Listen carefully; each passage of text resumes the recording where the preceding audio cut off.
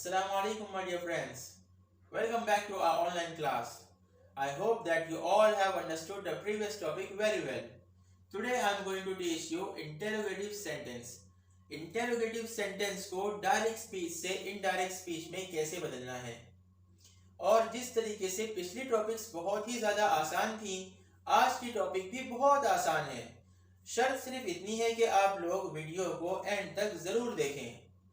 So let's start.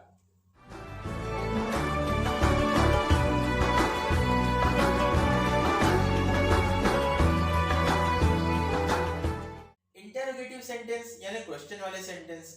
अब उसके methods को, ट्रिक्स को समझने से पहले बेसिक चीज आप ये समझिए कि क्वेश्चन के दो किस्म होते हैं, दो टाइप्स होते हैं। पहले टाइप ऐसे क्वेश्चंस जिसके जवाब में या तो यस या तो नो आता है। जैसे मैं आपसे पूछूं आर यू हैप्पी, क्या आप खुश हैं, तो आप उसके जवाब में यस कहेंगे या तो नो कहेंगे। इसी तरीके से मैं आपसे पूछूं डू यू स्पीक इंग्लिश, क्या आप इंग्लिश बोलते हो, तो आप यस कहेंगे या तो नो कहेंगे। और दूसरी किस्म है WH फैमिली क्वेश्चंस की, कि ऐसे क्वेश्चन जिसके जवाब में यस या नो से बात नहीं बनेगी, बल्कि यस या नो के अलावा दूसरे वर्ड्स का हमको इस्तेमाल करना पड़ेगा, चाहे वो एक ही वर्ड क्यों ना हो, चाहे वो लंबी तफसील और डिटेल क्यों ना हो। जैसे मैं आपसे पूछूं वेयर डू यू लिव, आप कहाँ रहते हो, तो आप क्या कहोगे, यस या नो। यस या नो नहीं कहेंगे, बल्कि एक वर्ड में मुंबई, यूपी, कोई भी एक वर्ड जो भी आपका आंसर हो वो एक वर्ड में आप आंसर दे देंगे। इसी तरीके से मैं आपसे पूछूं why did not you complete your studies, आपने अपनी पढ़ाई मुकम्मल क्यों नहीं की, तो आप यस या नो नहीं बोलेंगे, बल्कि जो भी आपका रीजन होगा वो आप बता देंगे। चाहे आप कहें कि मैं बड़ा होकर मिनिस्टर बनने वाला हूँ या मिनिस्टर बनना चाहता हूँ, या जो भी आपका वैलिड रीजन होगा वो वैलिड रीजन आप बता देंगे। अब आगे हम लोग फॉर्मेशन देखते हैं। इसके फॉर्मेशन में और इसके फॉर्मेशन में क्या फर्क है। देखो इसका फॉर्मेशन कैसा है, ये पहला क्वेश्चन है आर से शुरू हो रहा है, दूसरा डू से शुरू हो रहा है। यानी इस किस्म के जो क्वेश्चन होते हैं यस नो टाइप क्वेश्चन, वो मॉडल से और हेल्पिंग वर्ब से शुरू होते हैं। जैसे am, is, are, was, were, has, have, had, do, does, did, can, could, will, would, में, इस तरीके के वर्ड से शुरू होते हैं। और WH टाइप जो क्वेश्चन होते हैं वो WH की फैमिली से शुरू होते हैं। जैसे when, what, why, when, how, whose, whom, इस किस्म से शुरू होते हैं। अब जब यस नो टाइप के क्वेश्चन आएंगे डायरेक्ट स्पीच में, तो उसके लिए कुछ पर्टिकुलर वर्ड्स हैं जो हमें ध्यान में रखने हैं। और जब WH फैमिली की किस्म के क्वेश्चंस आएंगे डायरेक्ट स्पीच में, तो उसके लिए कुछ एक पर्टिकुलर वर्ड्स हैं जो हमको ध्यान में रखने हैं। So let's start. जितनी ज्यादा ध्यान से आप लोग देखेंगे टॉपिक, उतनी ज्यादा आसान आप लोगों को लगेगी।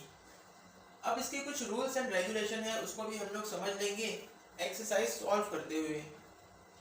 रिपोर्टिंग वर्ब, देखो ये हमारा पहला क्वेश्चन है, he said are they happy. अब पहला रूल, रिपोर्टिंग वर्ब को चेंज करके हमको क्या लगाना है, आस्क्ड, इंक्वायर्ड या वांटेड टू नो, या इस किस्म के कोई दूसरे वर्ड। ही सेड को हम लोगों ने चेंज कर दिए he inquired. Okay, next part, are they happy, ये क्या है, क्वेश्चन है, समझ में आई बात। अब लेकिन हमको डायरेक्ट स्पीच से इनडायरेक्ट स्पीच में जब हम लोग लाएंगे तो क्वेश्चन के फॉर्मेट को चेंज कर देंगे। अब वो क्वेश्चन बाकी नहीं रहेगा, बल्कि वो भी एक असर्टिव सेंटेंस हो जाएगा। जैसे he said are they happy, तो हम लोगों ने क्या किए, he inquired whether they were happy. देखो आर दे को हम लोगों ने दे वर कर दिए। कैसे किए, उसका क्या रूल है, अभी आगे देखेंगे। He inquired whether they were happy.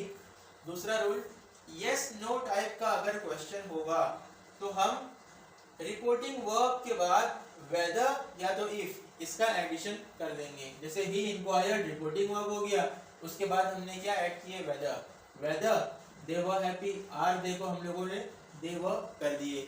अब उसका फॉर्मेशन कैसा है, देखो सेंटेंस प्लस क्वेश्चन, यानी एक जुमले का पहला हिस्सा सेंटेंस अगर हो गया, जैसे ही इंक्वायर्ड, ये तो सेंटेंस हो गया। अब उसका अगला हिस्सा दे वर हैप्पी, अगर ये वर दे हैप्पी होता, वर दे हैप्पी, तो क्वेश्चन हो जाता वो, तो उसका फॉर्मेशन गलत हो जाता। इसलिए हम लोगों ने उसको सेंटेंस बनाया। सेंटेंस बनाने के लिए क्या जरूरी था कि सब्जेक्ट पहले रखा जाए, हेल्पिंग वर्ब बाद में रखा जाएगा, तो वो असर्टिव सेंटेंस बनेगा। अगर हेल्पिंग वर्ब पहले रहेगा, सब्जेक्ट बाद में रहेगा, तो वो क्वेश्चन बन जाएगा। अगर वह दे हो जाता, वह दे, हेल्पिंग वर्ब पहले सब्जेक्ट बाद में, तो ये क्वेश्चन हो जाता, और क्वेश्चन हो जाने की वजह से फॉर्मेशन हमारा गलत हो जाता। तो हम लोगों ने हेल्पिंग वर्ब को बाद में किए, सब्जेक्ट को पहले कर दिए। दे वर हैप्पी। अब आगे भी और प्रैक्टिस में देखेंगे तो और ज्यादा आसानी से समझ में आएगा। She said haven't they received the cheque. सबसे पहला रूल, शी सेड को हम लोगों ने चेंज कर दिए, शी वांटेड टू नो, ये वाला ऑप्शन यहाँ पे लगा है। शी वांटेड टू नो, उसके बाद वेदर या इफ में से ऐड करना था तो हमने वेदर ऐड किए। हैवंट दे रिसीव्ड, देखो ये क्या है, क्वेश्चन का फॉर्मेट है। हैवंट दे रिसीव्ड यानी हेल्पिंग वर्ब पहले सब्जेक्ट बाद में, haven't helping verb subject they. तो अगर इसी फॉर्मेट में नीचे उतरता तो क्वेश्चन का फॉर्मेट होता, जिसकी वजह से हमारा आंसर रॉन्ग हो जाता। इसलिए हम लोगों ने इसको असर्टिव सेंटेंस के फॉर्मेट में लिखे। क्या फॉर्मेट, दे को पहले कर दिए, हैव को बाद में कर दिए।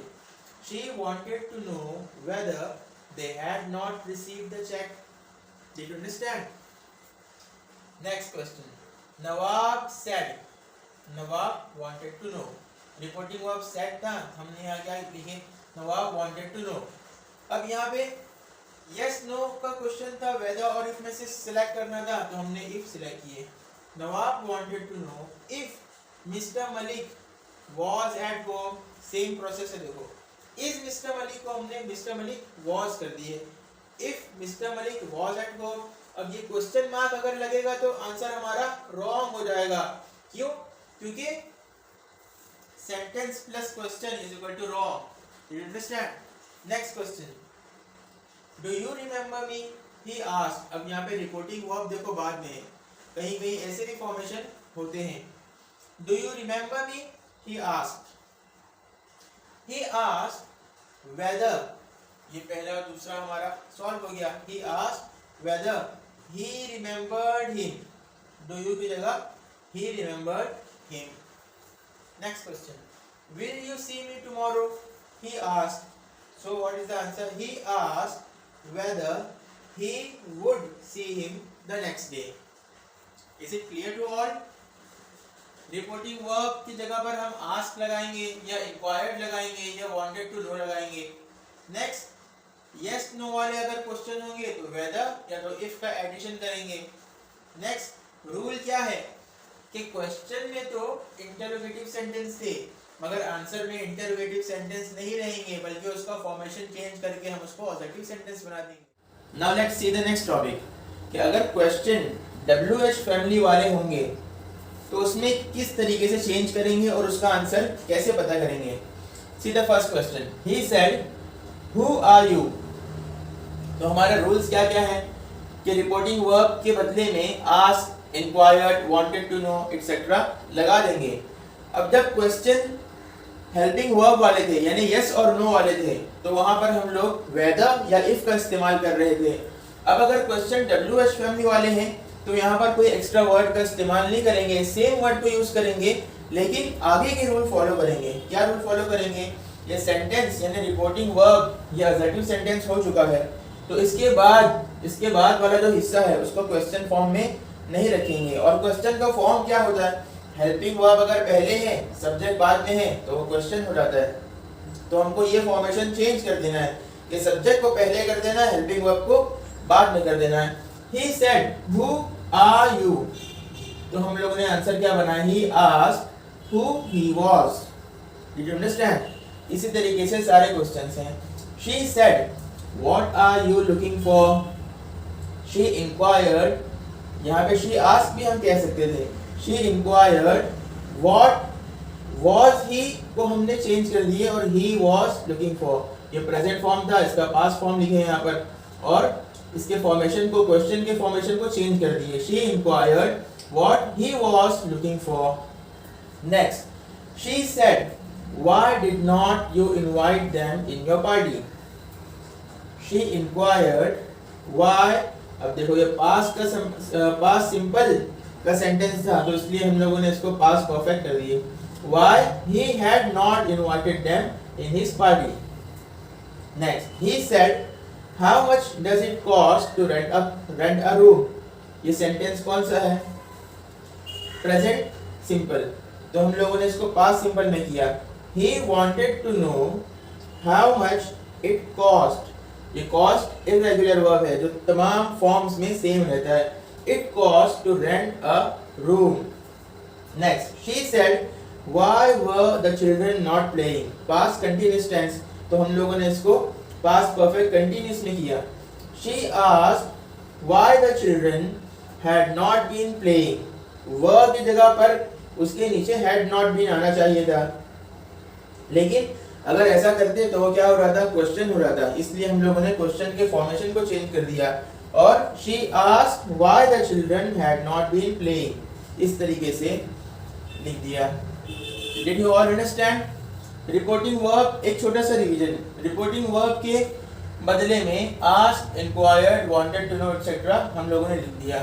दूसरी चीज, अगर yes no टाइप क्वेश्चन थे तो whether और if का इस्तेमाल करेंगे रिपोर्टिंग वर्ब के बाद. जैसे he said, are you an engineer अगर होता तो यहाँ पे क्या हो रहा था? he asked, फिर whether लगाते, whether you are an engineer और you were an engineer.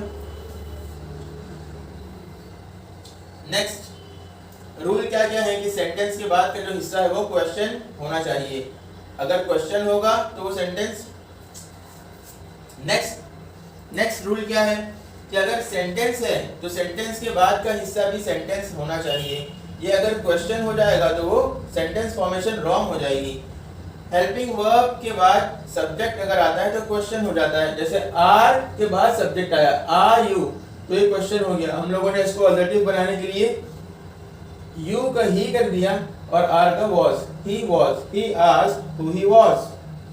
अगर यहाँ पे मेंशन होता कि ही सेड टू मी तो यहाँ पर क्या हो रहा था? He asked me who I was.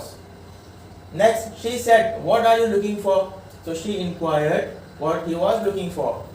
इसी तरीके से तमाम क्वेश्चंस को आप रीड कीजिए और जो क्वेश्चन मैं बतौर होमवर्क दूंगा आपको उसको भी आप प्रैक्टिस करेंगे, क्योंकि जितनी ज़्यादा प्रैक्टिस करेंगे, practice makes the man perfect. I hope you all have understood the topic. So I sum up my lesson with a special thank to you all wonderful people for paying heed to my words. Jazakallahu khairan.